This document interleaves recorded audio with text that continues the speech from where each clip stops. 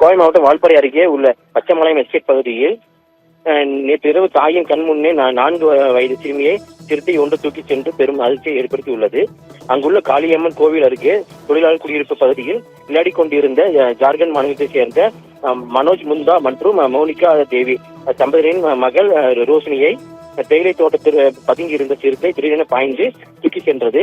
திடீரென தன்னிமிக்கும் நேரத்தில் நடந்த இந்த சம்பவத்தால் குழந்தையின் தாய் அலறி அடித்துக் கொண்டு சென்றனர். அவரது அலறல் சத்தம் கேட்டு அக்கம் பக்கத்தினர் மற்றும் ஊர் பொதுமக்கள் ஓடி வந்து குழந்தையை தேடும் பணியில் ஈடுபட்டனர். பின்னர் தகவல் அறிந்து வந்த காவல்துறை மற்றும் வனத்துறையினரிடம் இணைந்து தேடும் பணியில் இரவு முழுவதும் ஈடுபட்டு தற்போது வரை தேடும் பணியில் ஈடுபட்டு வருகின்றனர். இச்சம்பவம் அப்பகுதியில் மக்களிடையே பெரும் அதிர்ச்சியையும் அச்சத்தையும் ஏற்படுத்தி உள்ளது. இந்நிலையில் இது குறித்து குழந்தையின் தாய் ஜார்க்கண்ட் உள்ள உறவினர்களிடம் செல்போனில் கண்ணீர் மல்க கூறும் காட்சி காண்போரை வேதனையில் ஆழ்த்தியுள்ளது.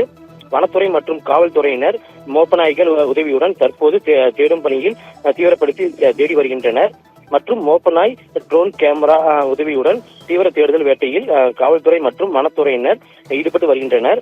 மோப்பநாய் வீரா மற்றும் வைரவா ஆகிய 2 மோப்பநாய்களை கொண்டு தேடும் பணியில் ஈடுபட்டு வருகின்றனர். ட்ரோன் கேமரா மூலம் அப்பகுதியில் முழுவதும் தீவிர தேடுதல் வேட்டையில் ஈடுபட்டு வருகின்றனர். பானு.